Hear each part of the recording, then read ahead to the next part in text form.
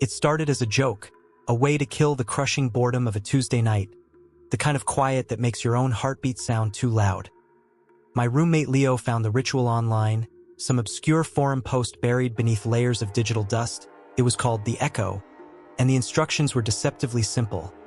All you needed was a blank television screen, the volume set to a precise level of static hiss, and a single, focused question whispered into the dead air after midnight. The theory was that the void wouldn't just answer, it would reflect your own deepest desires back at you, amplified and made real. We laughed about it, of course, two college kids fueled by cheap beer and the fleeting courage that comes with being awake when the rest of the world is asleep. But beneath the laughter, I felt a genuine curiosity, a pull towards the forbidden knowledge the post promised. So at 3:07 a.m., we stood in the pitch-black living room, the only light coming from the frantic snow on the old CRT TV we dragged out of the basement. The hiss was a physical presence, a cold white noise that filled the room and seeped into my bones. Leo went first, leaning close to the screen, his face painted in shifting monochrome dots. "Echo, will I pass my economics final?" he whispered, and we held our breath, waiting. For a moment, there was nothing but the relentless static, and then, so faint I thought I'd imagined it.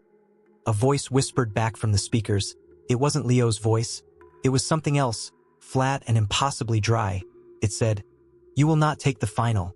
We stared at each other, eyes wide, a mix of terror and exhilaration bubbling in my chest. It worked. It actually worked. And then it was my turn. My throat suddenly tight and dry. I leaned towards the glowing screen, the static feeling like a million insects crawling on my skin. "Echo?" I whispered, my voice trembling. "Will I ever be happy?" The silence that followed was heavier this time, oppressive.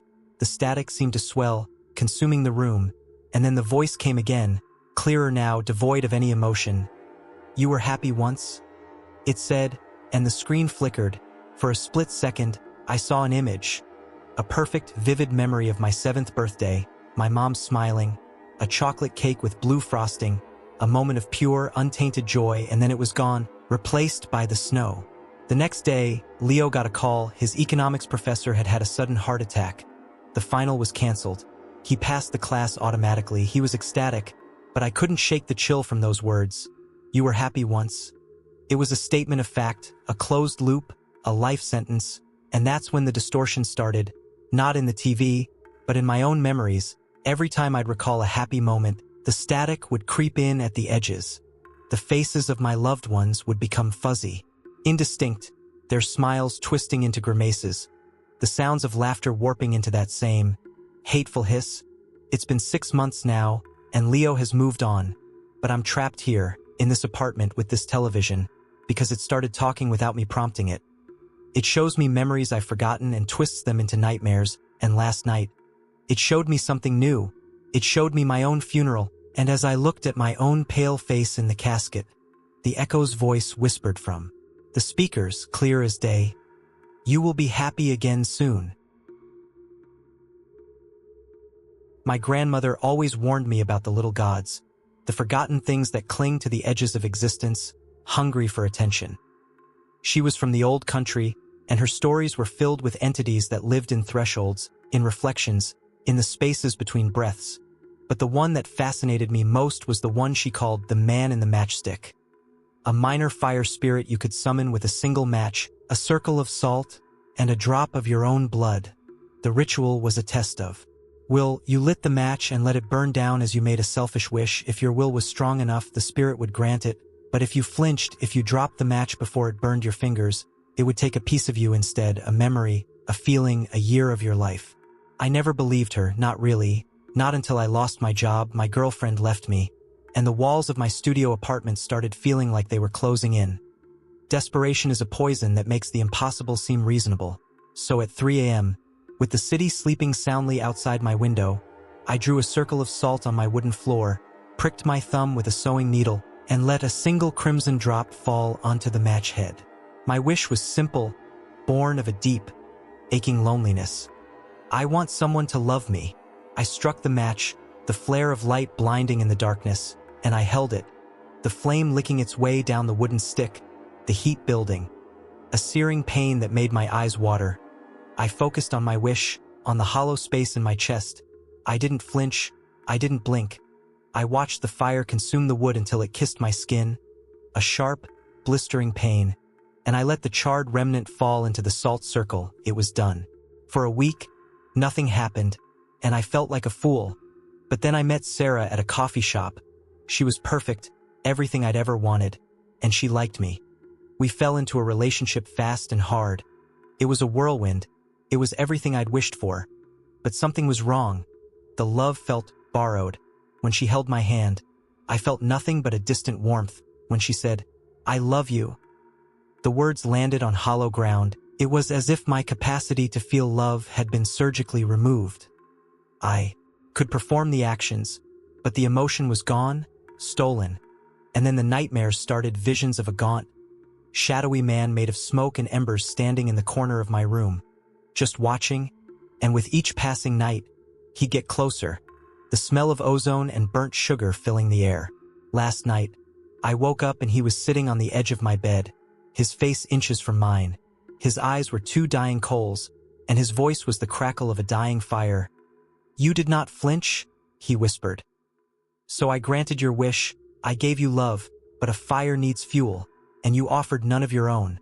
So I took the feeling for myself. I left you the shell." Sarah is sleeping next to me right now, her head on my chest, murmuring how happy she is, and I lie here, staring at the ceiling, feeling nothing but the cold, hollow dread, knowing the man in the matchstick is still here, in the room with us, waiting for the last of the embers to die out so he can take her, too, as kindling. We were kids, just dumb kids looking for a thrill, and the legend of the 13 Steps was the oldest one in our town. Everyone knew the story. If you went to the old Blackwell mansion at the end of our street at exactly 3 a.m., walked up the creaky front porch stairs, and counted them aloud, you'd find there were only 12, but if you turned around and counted them again on your way down, there would be 13, and the 13th step would belong to him, the one who latches on a silent passenger clinging to your shadow, feeding on your fear until you were nothing but an empty husk.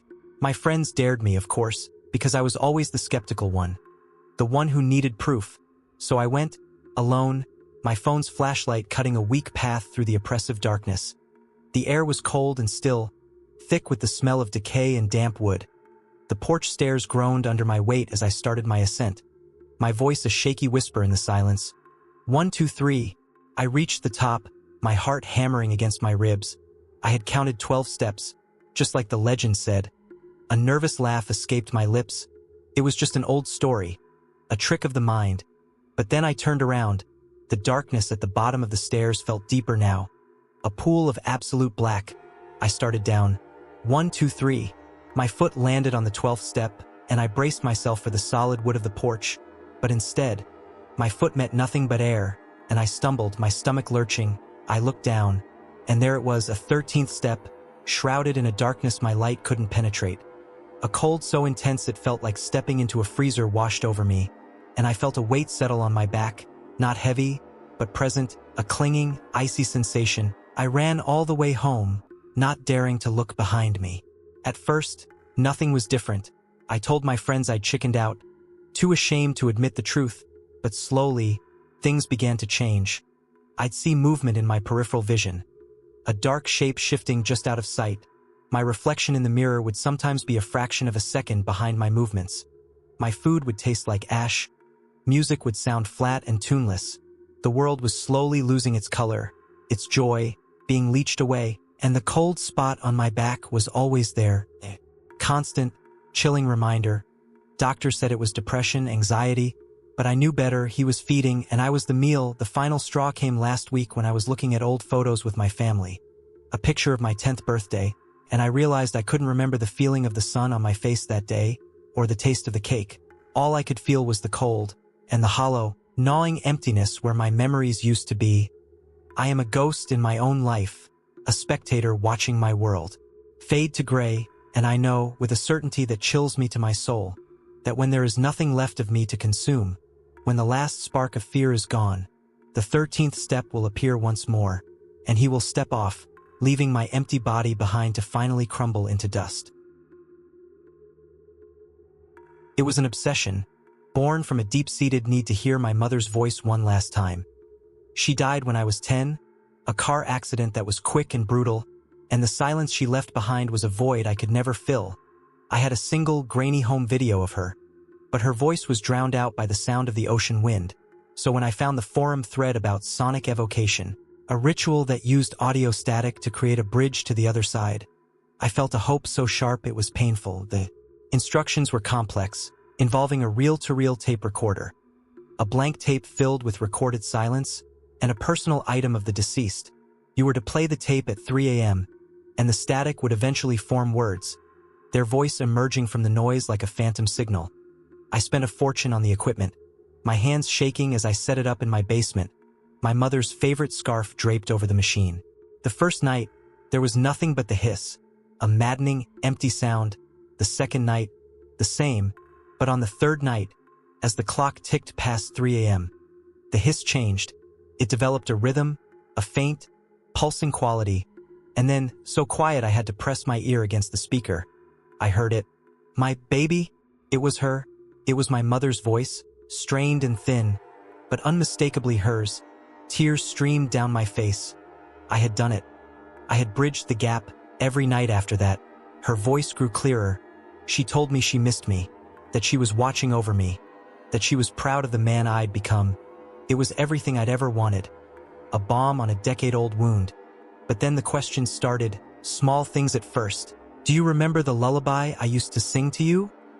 And when I couldn't recall the words, a flicker of static would crackle through her voice, a hint of disappointment. Then the questions became more specific. Why didn't you come to the hospital that day? I had been at school. I was a child. I didn't have a choice, but the static grew louder, more aggressive.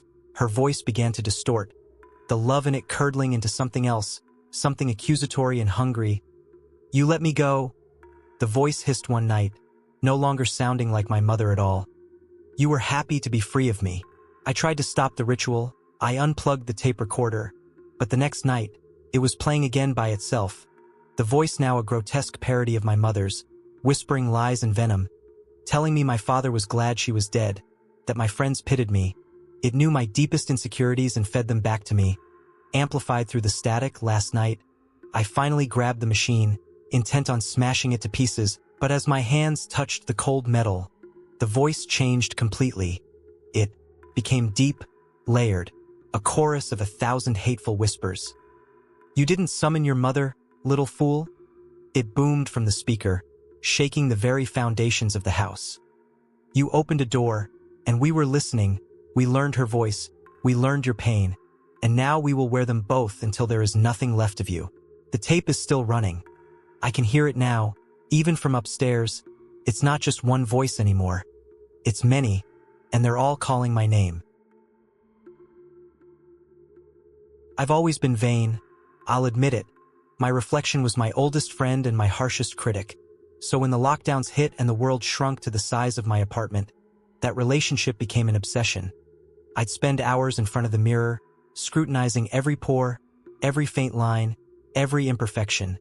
That's when I found the ritual, a dark reflection game from Japan called Kagami no Meijo, or the mirror, which it promised to show you your true self, not the physical shell, but the raw, unfiltered essence of your soul. The ritual was simple but required nerve.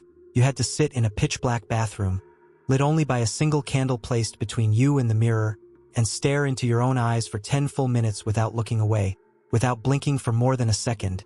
At the end, your reflection would show you the truth. Most people saw monsters. I was convinced I would see a god. The first 5 minutes were easy, my own familiar face staring back, the candle flame dancing in my pupils. But then things started to shift. The edges of my reflection blurred. The shadows in the room behind my mirror self seemed to writhe and deepen. My face began to look strange, alien. The features subtly wrong, the symmetry off. At the 9-minute mark, a cold sweat broke out on my brow. The face in the mirror was smiling, a slow, cruel smile that my own face wasn't making. Its eyes were black pits, and it mouthed words I couldn't hear. I wanted to run, to break the gaze, but I was paralyzed, a fly in amber. When the 10 minutes were finally up, I gasped and scrambled back, blowing out the candle. I told myself it was a trick of the light, a hallucination born from fatigue and strained eyes. But the next day, the dissonance began. I'd catch my reflection in a window and it would be that same cruel smile, gone in a blink. My own expressions in the mirror felt delayed, like I was piloting a body that was no longer fully mine. Objects in my apartment would be moved when I woke up, and I started finding faint, greasy handprints on the mirrors. The final horror came when I was on a video call with my sister. She suddenly frowned and said, "Why are you pulling that awful face? Stop smiling.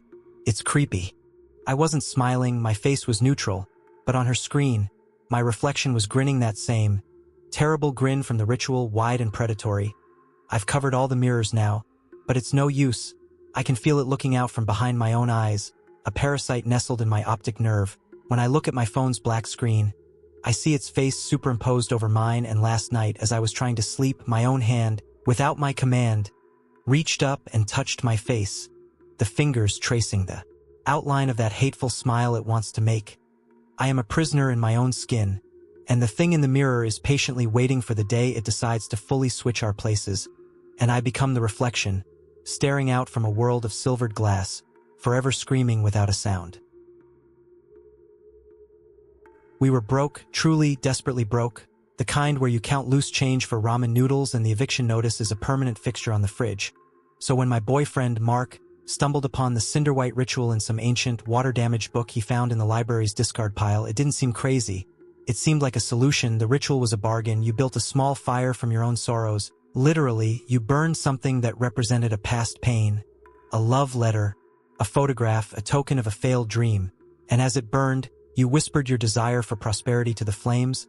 A small, ashen entity would then attach itself to you, ensuring your financial gain. But for a price, it would slowly burn away the non-physical things in your life, relationships, memories, emotions. Feeding on the ashes, we figured it was a fair trade. What good were emotions when you were facing homelessness? We burned a picture of us from happier times, a bitter irony that wasn't lost on me. As the photo curled and blackened in the ashtray, Mark whispered our wish for money. The air grew hot and dry, and I swear I saw a shape, like a man made of swirling soot and embers, form in the smoke before dissipating. The next day, Mark found a wallet on the street, stuffed with $500 in cash. No ID. A week later, an unexpected check from a forgotten utility deposit arrived. A month after that, he got a promotion he wasn't even qualified for. The money started flowing, a steady, inexplicable stream of good fortune. But the price began, just as the book warned. First, I woke up one morning and couldn't remember my grandmother's laugh. The sound was just gone, a blank spot in my mind. Then, Mark and I had a stupid fight and I felt a sudden, shocking indifference. The love I had for him felt distant, like a story I'd once been told. We stopped talking, not out of anger, but out of a profound, mutual apathy. Our friends drifted away, and we didn't even notice. The world became muted, flavors were bland, colors were dull. We were living in a beautiful, expensive apartment, surrounded by all the things we'd ever wanted, and we felt nothing. We were hollowed-out shells going through the motions. Last night, I looked at Mark across the dinner table, at a man I knew I had once loved with every fiber of my being, and I felt nothing but a vague recognition, like looking at a character from a book I'd read long ago. And in that moment of terrifying clarity, I saw it, a tiny, glowing cinder, like a single red eye, staring at me from the shadowed corner of the room. And I understood. The Cinderwhite wasn't just feeding on our past. It was consuming our present, our very souls, until there would be nothing left but two wealthy, empty husks, and a pile of expensive, meaningless things for it to nest in. The money is still in the bank, but we're too empty to even spend. We just sit here in the perfect silence, waiting for the last ember of who we were to finally go out. It was a modern ghost story, a digital creepypasta that went viral on social media. The legend of the user, a demon that supposedly lived in the infrastructure of the internet. You could summon it by sending a blank text message to a specific, unlisted number at 3:03 a.m.